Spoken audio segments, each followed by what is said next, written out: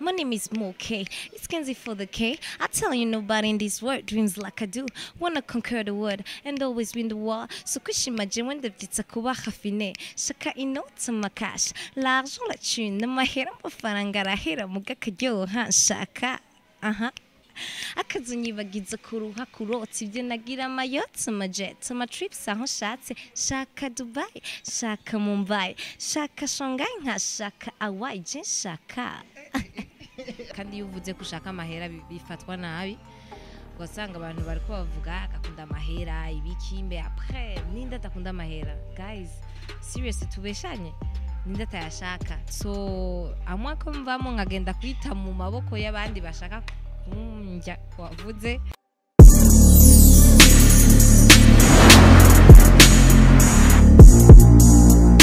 Hello everybody mwese mukunda ibiganiro bya Abuja Hit TV reka subire kubaha ikaze nundi munsi mwiza cyane dusubire guhura namwe mukunda ibiganiro bya Abuja Hit TV icyo ndabasaba ni cyake nyene twama tugisubira mu minsi yose yuko tibagira kugira subscribe kuri channel yacu ya Abuja Hit TV kugira mbandanye kuba muri benshi cyane muronka ama story yacu atandukanye.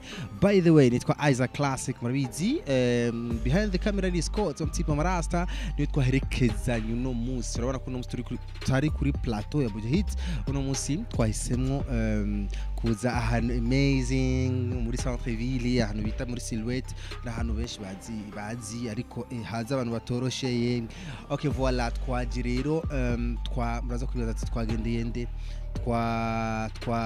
twasavye nde ko tubivugana twamuvumbuye babeshazwe bavuga ati ngo muravumbura oya twabimusavye arabitwemerera kugwaniza kandi murazi ko yamara umwana mwiza nkuko yemereye ni ntore ni Mona Walda benshi baramuzi no mu vlogger ariko kandi Mona Walda vuba cyane rwo gusora indirimbo wangu song itesa nshaka turaza kwigarukako. Mona Walda bite mami Bite bon ego ni bon cyako umbwire ndiko ndapresent iganiro ahantu henze watu kicaje umutwe wawe cyumve ngaho twe nukuntu wahindukiye nyene ucuvuga ati Mona Walda, so I was like okay.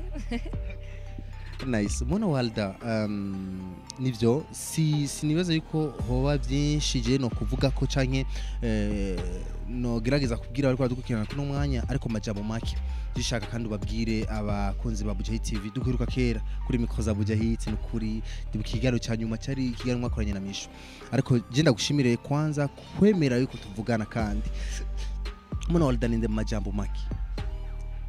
Mona Walda no mukobwa w'imyaka 22 w'umurundi kazi abantu benshi bakaba batangiye kumumenya igihe atogwa nk'igisonga ca mbere ca Miss Burundi muri 2016 hanyuma après ça narakoze ibintu byinshi ndaba umu MC ndaba umu model commercial ndaba umu youtubeuse ubu naho ico ribaza cabazanye mwambariye mushaka tuvuganako akaba ari indirimbo mperuka gusohora yitwa Nshaka yego. Okay ubwa mbere twagusanze muri Cafe Gourmand tugusanze muri Silhouette gishaka kumenya kubera ukunda juste ahantu hameze nkaha jese nkunda kubona ahantu kubiyaga kubera umuyaga kwanza n'amazi je nakuze urabona ahajya ijya hotel bamwiciye ko kwa Gasore nakuze hajya nyene imbere mu mazu yarabana nahajya kuri la pirogue fudiye nakuze mbone kiyaga c'est pas aussi ndagikunda muga ntikinshitura vraiment maybe ngiye hanu kidahari no gikumbura mugasi ibintu vraiment vyanje nkunda hanu nicara gutya gafata kantu hari wifi c'est encore mieux ko murabizi ko ari umuntu w'amarezo sociaux cyane ego. Nice. Mona Walda so waberewe sana gishaka menye umuntu yakudesigning no musi impuzu wambara like uriyambika cyangwa ari umuntu aguma kurikirana uko jewe mu buzima bwa misi yose ndiyambika mugabo hari ama evenement usanga hari abantu banyambitse ari gihe usanga nagiye kwa designer bamwe bakanyambika iyo habaye evenement mugabo vraiment kwikora kwambara mu bintu namamo kenshi usanga ari je nyene ego. Mona Walda je ndakunda je kuvaho nakumenye gushika kuno mwanya nturahinduka like kuvyibuha ni wowe utabishaka canke dore twaje kuvuga kuno ngana je ndabishaka kuvyibuha c'est juste ko umubiri wanje vraiment simvyibuha sinzi vraiment. Nice, ntacyo reka tujye muri shaka ni song yawe nshasha Mona Walda s'il vous plaît. Je nkivuga nkibona cover urazi icyanje mu mutwe nibagiye yuko ari babakobwa maze iminsi bakora amakava juste kugira bashitura abantu. Kumbe Mona Walda ari serious wangu chambona indirimbo linking iraje ndayinjiramo indani ndumviriza indirimbo yawe numvise inshuro zishika kuri 3 nubu nagiye ko ndayumviriza shaka Mumbai shaka shaka kumenya rero ige idea kwa zanshaka yajivahe kuririmba wavyinjiyemo gute bikica gusunitse mu kuririmba ndakumenyereye nko mu YouTube. Kuririmba nari kumwe na Sage Wise no rappeur akaba ari CEO wa Rockstone Kingdom. Nari kumwe nawe kuri live kuri Instagram yanje amandi ndavuga yuko j'aime beaucoup la musique n'abantu bankurikira barabizi baca barama challenge yo gusohora indirimbo cambara ati kuvuga ko bikunda rero ukaba uri kumwe n'umuproducteur ngaho onye naca bigufashamwe rero utusohorera indirimbo twumva ivyo ari byo kuvuga ko mama wo bishobora candaza ndafata challenge candavuga acambara ati genda wandike tuzogusohorera ati mbwari ibintu vyiza ari ibintu bibi ntizobisohora kamwe muravyumva candagenda ndandika hageze kwandika nayo ico genda ibuka nayo imaze imisi numviza indirimbo waza kuri YouTube canumviza I like it ya Cardi B. I like it ya Cardi B arasubiramo cyane I like it ce qui fait que je naciye nkuramo I want aba ariyo nshaka mu kirundi et j'avais le mot après janibwira nti ushaka iki indirimbo candandika gutyo nahonye vyavuye vraiment ego candiyumvira nti reka ndabe ibintu noba mfise en commun nshaka n'abandi iyo wumva nta n'umwe adashaka kuvoyage nta n'umwe adashaka uji Dubai ndabizi ko ari tendance y'abantu bose ubu nta n'umwe adashaka inoti naho ihera nkuko nabivuze nta n'umwe adashaka gusucceedinga nta n'umwe adashaka kubona yuko yahonze fier abavyeyi biwe en tout cas naravye ibintu dushobora gusesha n'abandi bantu bose ego. Narumvise uravuze mu shaka Mumbai shaka Dubai shaka uvuze mu navuze Dubai Mumbai Shanghai na Hawaii. Waravye amarime amavina canke nivyo bintu biri principe wawe nivyo bihugu wumva ushaka? Oya pas du tout. Natanguye nimvira Dubai kubera abantu bose bajayo n'umuntu ashaka guproposa ngo mugenda ahantu sinzi yo babikuwe nimba ariko itike itazimvye cyane gose ngo tuji Dubai. I'm like so Dubai ndavuga nti iyo umva ahantu hose barahashaka cansigara ndondera ibihugu bigendana biherezwa na I pour les rimes canatora Mumbai Shanghai na Hawaii ego. Okay, murumva yuko ari indirimbo shasha ya Mona Walda. Mona Walda urero atangiye kwinjira muri monde ya musique twitege iyindi ndirimbo canke biraheze? Jewe nkuko namanda bivuga ndi umuntu akunda ama experience ikintu canyoheye ndagikora peu importe amajambo si fait que indirimbo vraiment arangyoye gukora vyari biryoshe muri studio kuyisohora nkabona abantu bariko barayakira neza vyaranyoheye so why not ya kabiri en tout cas vraiment ninumva inspiration je sinzo kwibanira oya. Iyo ndirimbo ni dedicace ku muntu bariko usaba umuntu ati nshaka untware nshaka wapi nyari dedicace par contre ikira mfasha ko umuntu wese duhura ambarira ngo reka basinda kurihira ugatike so I'm like okay nimba bijya nasavye ngo nshobora kubironkera ngo mugabo vraiment nta dedicace oya ni indirimbo yo kuvuga koza kuvuga ama rêve y'umuntu ndashaka ndi umukobwa kandi iyo uvuze kushaka amahera bifatwa nabi ugasanga abantu bariko bavuga akakunda amahera ibikimbe après ninda atakunda amahera guys seriously tubeshanye ninda atayashaka nukuri vraiment arorosha ubuzima hari aka blague mpora mbona bavuga ngo muravuga ngo l'argent ngo ne sert à rien mu buzima ngo mugabo ngo ufumone ukuririra ngo muri Lamborghini ngo hako nguririra ngo basi exemple mu buterere tu vois ati vraiment ntaco ayo maheru yaronke twese turayashaka kandi vraiment dushoboye kuyaronka Imana idufashe ego bizobuko nyene tubishaka tuvyaturega harimo kwatura nawe je Imana nzogenda naratuye n'indirimo narayisohoye. Mona Walda nk'ubu umuntu ashaka gutwara hanze nk'indirimbo yawe ishaka ukuze ko gutwara aravye bijye biri muri shaka ntaco bijya biri muri shaka nivyo warabirimbye ariko si samagu yawe préféré rero warabivuze kubira yuko benshi babishaka uko ariko kuri wewe ushaka iki real aho noja hanze destination est-ce que déjà je singundanze cyane yego kuja kutembera kandi ngo ndaraba Hawaii ego irimwo ndabona ko nohakunda, muri Dubai nohakunda, muri Brazil nohakunda, hehe ndibaza ni ibintu nk'ivyo nyene. Ego nice, ni byiza cyane. no, Singapore. Singapore. Okay, nice. Mona Walda, YouTube yawe ndiko ndayiraba iriko iravansa cyane, ikigenda igira abantu benshi cyane bayiraba. Uravye na video yawe ishize ko mu mwanya muto iba yarose views nyinshi, ibintu bitamenyerewe. Novuga ko uri wenyene mu ba YouTubers b'abakobwa bakora bafise channel yabo, ikaba iriko irakora neza cyane. Ariko mu commentaire je naravye ariko ndakurikirana mu ma video yawe hasi, hari bamwe bati kubera ukunda kuvuga cyane akanwa gafaransa sana, ariko kubera kutovuga ikirundi a 100% nyene. Hari na interview nakurekeranye mwakoranye nande n'umusistara aho menga mwariko wamubwiye ati no turavuga igifaransa turavuga ikirundi, ati reka mvuga ikirundi, ati reka tuvange kubera iki kenshi udakunda gukoresha ikirundi ya 100% paka ifaransa sana. Sinkunda sepango honyine muzi mpeje vuga ngo sepango, urabibona si ibintu ngira exprès, si ibintu ngira nabiteguye tuvuge.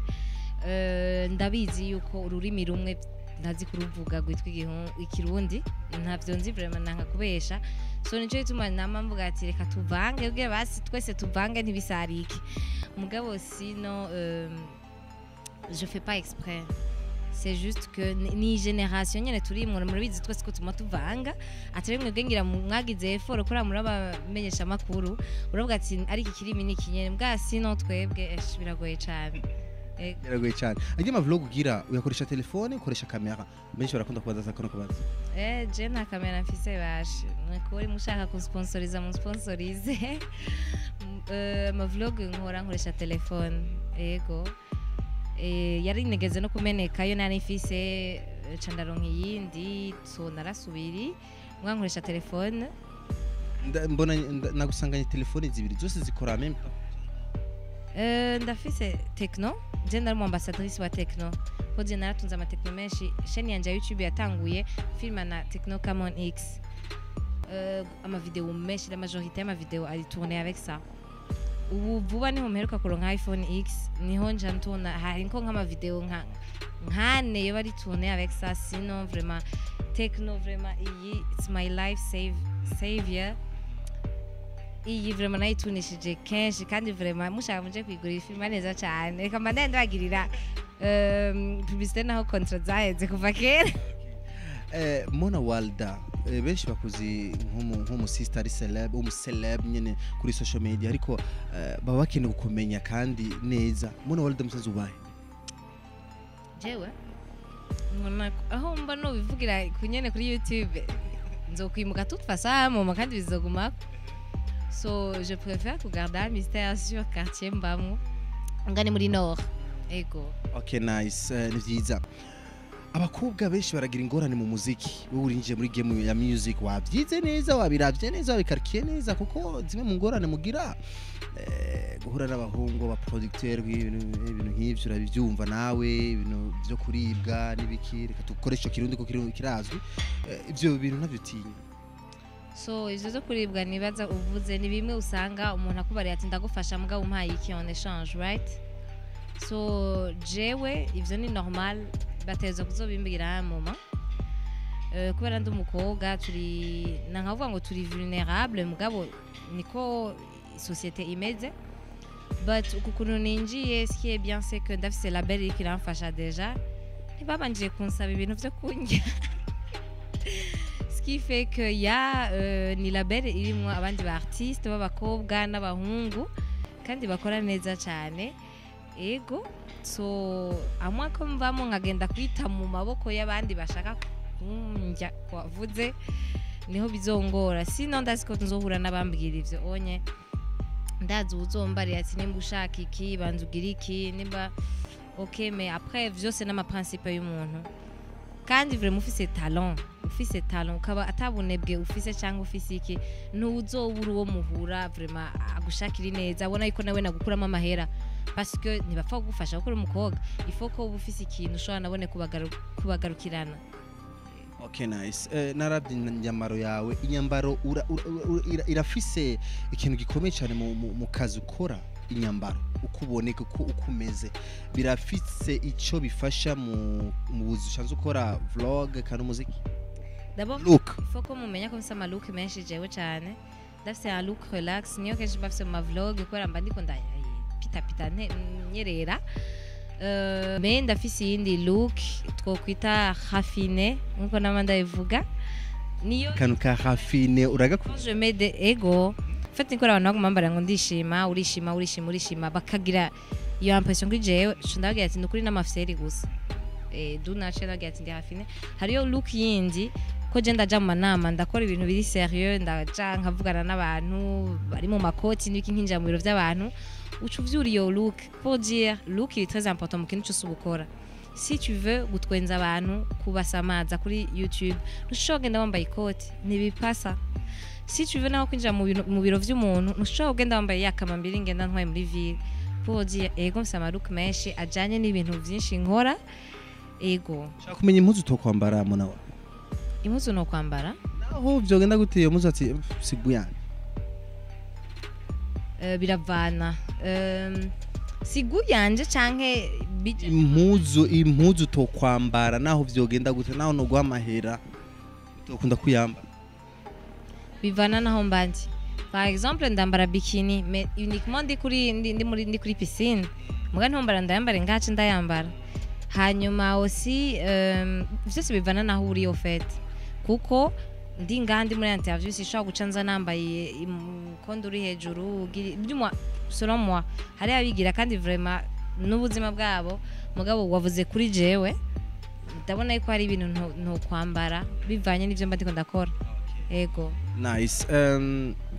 Nariko ndakuraba neza ama look yawe fresh, ibintu fresh, izi nzara nizigwawe canke like ni none ndakubaza je namambwira abantu je ndi umuntu atunga inzara zirezire cyane mugaye inzara zirezire ziracika des fois hamugateza. Hanyuma kandi guteza je ntibintera isoni na gato, c'est un luxe guteza inzara. Umukobwa yamatejeje inzara c'est un luxe, so nimuzosubire kuvuga ngo biki c'est un luxe abafise amahera. Donc je ntibishaka kunera ubwo mugabo ndafise ikindi kibazo twaje kuvuga indirimbo twaje kuvuga inzara look twaje parce que ndiko ndishura nakwemereye interview mais two turiye carte gatonya je trouve. Sawa nshaka video tuyitegejya nkuko nguma ndabivuga nzobagira surprise yuko video musangi hari canke surprise yuko video musangi dari.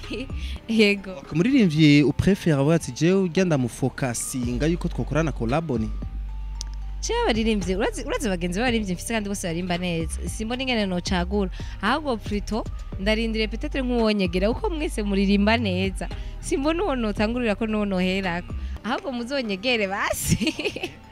Nice. Mona Walda uwo guhuzana Natasha kuri no mwanya w'umuhanuri. Natasha ndamuhanura iki nkande umuririmbye mugenzi wiwe kandi kwanza nivyo kuba uri mu vlogger umuririmbye uri umukobwa n'umukobwa murahuye shaka rero umuha impanuro kumbure ishobora no kumufasha mu vyari. Natasha vraiment keep it up boss la number gira gutya ni kuri jewe ndakunda courage ndakunda ukuntu ari comment on appelle ça ndakunda ukuntu ari courageuse ari brave ukuntu avuga ati je ndazico ndimo ndazico ngamije so ivyo muvuga vyose I don't care kandi murabona yuko ça marche ahubwo nubwira nandi bagenzi bacu babakobwa ati ijya attitude yiwe na perseverance mushoboye kuyironka muyigire namwe. Umukobwa bona yahevye umuziki urifuza yuko kugaruka mu muziki ni je twaje kuvuga nshaka kwanza ndiko ndavuga on s'écarte ariko turi muri monde nyine ya music umukobwa yaheze ndakunda umuntu yiswe Shani Queen cyane kuva nkiri muto cyane nari muto kumusumba kirafise akajwi kanyohera cyane ndibuka muri ndirimbo yaririmbanye na yacurira kakanu ndibuka ariko aragira vraiment asijigiza cyane so ndakeneye vraiment kumubona en force nawe byonyohera cyane kuko je ndi umufane we wa mbere twavuze mu bavuyemo abandi ndiko abandi vraiment sinibaza ko baba baravuyemo canke nabone ntiyavuyemo à la base c'est juste que no kwifuza kumubona cyane ego okay dukorere ko gato turirimbire nshaka ko abantu barakeneye kuyibona hari umuntu Mona Walda arafise indirimbo yarayifise nyene dukorere ko gato bari ushaka kumva refrain canke couplet canke hari ahantu ndika ndavyibuke hari ahantu wakubisana ka hip hop ka rap kuntu sinzi ko ari rap sinzi ko ari sinzi just style kuyita mu ntango like mu ntango nango kuri tangol so ni my name is Moke. It's Kenzie for the K. I tell you, nobody in this world dreams like I do. Wanna conquer the world and always win the war. So kushimagine when the vitsa kuba khafine. Shaka inota makash. L'argent la thune. Mahera mafaranga hera mugakajyo ha shaka. Akazunyibagiza kuruha kurota ibyo nagira amayotsi amajet amatrips aho nshatse shaka Dubai shaka Mumbai shaka Shanghai nka shaka Hawaii je shaka ariko gamana Mona Walda yaraje tavyoroshe Mona Walda video basawa urakira uzotugira surprise ariko video sawa ariko video préférée yuko ari ndezoiko na ivyo bimenya manani nk'ivyo none ntumva ko biri muri surprise d'abord uri sûr ko izoboneka iyo video iri sûr ko video izoboneka aba director ni benshi kandi bakora neza hano murabazi fata ko nzocagura muri abo nyene ndinze ndayikora sinon c'est toujours une surprise on ne sait pas ko hari cyayidahari Walda je ndakubwiza ukuri kimwe mu byo ndagukundira ijwi ryawe je ndi wa mbere ndabikubwiye oya sinzi njo muri kondera riri rock menga ndumugabo wenyene muri kundira iki nuko umbwira ivyari vyahubwo okay jewe reka se nk'usozi ikiyago cacu numenga mfise ibintu byinshi byo kubaza ariko wonyemerera tukaja hanze gato y'ivyo usanzwe ukora tukabaza vie privée naho inyishu zishobora kuba zitari uko tuzishaka nta nyishu muza kuronka mbwa murashobora kubaza kubera c'est ma vie privée justement harimo ijambo privé ce qui veut dire que wewe ariko umaze kuba umuceleb umaze kuba kuja muri monde y'abantu benshi bakakuraba ko hari ibintu baba bashaka kumenya inyuma y'ujya muziki hariyo nshobora guha vie privée yacu uri umuntu azwi hari ivyo ucagura kwerekana n'ivyo ucagura kuterekana hariyo nk'igihe mwe mwibaza ngo hari ibintu byinshi muzi kuri twebwe mbwa ifoko mumenya yuko ivyo muzi nivyo dushaka ko mumenya hariyo byinshi mutazi so ubonye postinze nagize nk'umu boyfriend kamushaka nuko nashatse kumumenya sino numunyegeza ntunamumenye uravyumva donc nk'uno muri no mwanya ndakora ati ni vie privée ntavyo nza kukwishura savye ko muri no mwanya ntabishaka mugabo ari nk'icyo uzobona après nashinishiriyeko nuko nzoba nakalkiye neza namwanti ikindagishize ko ntangorana sawa basi ntaco je reka ndabuje kutubazo dutatu canke tune fasta Mona Walda ku mubiro office 3 zinga ico kibazo kirimo mu ma interview menshi cyane maze gukora ego sawa ntaco reka turonke akaryo ko kukimenya nunga wewe wabonye zinga jirabonye imwe hari indi kukuguru hari indi kukuguru ajya hasi nabonye warizi nta zindi zinyegeje isiguriki nukuri ico kibazo vraiment nikiri muri ntuzeya je préfère kutacishwa urashobora kuja kuraba interview nagize na Mishu irimo explication ya tatouage ego okay sawa reka tuvyihoze nkuko yabitubwiye ati reka tuvyihoze ariko Mona Walda afite papa na mama ego swara ego barahari mbeho kuvuga ari na mama mvuye muhira tuvuganye ego nice dushaka kumenya basi ibintu abantu batazi kwa Mona Walda nukuri basi bavuga ati nukuri ibintu ntavyo muzi naho nifuza yuko mubimenya ariko ntavyo muzi sindabibona vra ibintu bifuza kumenya deja sinzi ico bifuze kiri ku mutima wawo so sishaka kubishura urazi abahungu turafise ingorane imwe Mona je ndabikubwiza ukuri hari umuntu ko arabaye no interview Mona ngushika muherezo arakeneye kumenya Mona Walda arafise umufiancé cyane nta wafise ibintu abahungu benshi turafise ingorane kuko nanye ndakubonye mu barabara je nico kintu cyambere kiza automatiquement mu kiza automatiquement mu mutwe kubera kubera bikuru umukobwa like abashaka kubimenya ati ndashobora kwiyegereza Mona canke no il faut qu'il haba limite bakubariye ngo abahungu bumvise ngo ufise umufiance cyangwa mu boyfriend bareka kuza kwegera ico ivyo nta réponse bikeneye ndabizi ntaco bareta tutfase nana kimwe ariko byoshika wowe wewe ubabwira ati no kuri Bujahit aha ntituri muri bayita gute hayano uja kwiregera kwa patiri ne voilà turiko turirega mo niko mvugisha umupatiri sindamubarira ivyo ashatse byose ubuzima bwanje bwose so ntibikunda c'est ma vie privée sawa Monowald dukoresha social media zinga nkoresha ndi kuri Instagram ndi kuri Twitter ndi kuri Facebook ndi kuri WhatsApp but ivyo nkoresha cyane ni WhatsApp na Instagram Twitter narayihevye Twitter ufite ndayikoresha plus mu bintu biri Facebook si cyane ni hamwe nyene posta ifoto yashangirije kuri Facebook en même temps ndayipostinze kuri Instagram sinon si cyane Monowald urashobora gupostinga ifoto utarinze kuyediti amafoto aja kuri Instagram kuri galerie kenshi ari edite vraiment ndedita je simbesha turabizi yuko la vie d'influenceuse on doit vendre un rêve ntushobora kwishira ko n'amadefo uravyumva mugabo kuri ku ma statut yanje sinedita vraiment ku ma statut ndi wa muntu ati usanga ntikoze barabizi abantu bankurikira kuko vyo mba ndi 24 bica bigenda naho ufata screenshot no kutagenda kubiro posta like ni kugira ndakwereke dans la vie de tous les jours que je suis une personne normale meze nka wewe ndavyuka ningonera nkagenda ntikoze mwibarabara umushatsi waduze mugabe ijya foto kama miguma ku mwanya wose je fais attention shirako ya mafoto ari présentable duheze Monowald afise imyaka ingahe y'amavuka Monowald afise niveau d'étude ingana gute nabivuze gitangura mfise 22 ans imyaka 22 ça fait nazikwijije le 10 novembre donc ça fait 6 jours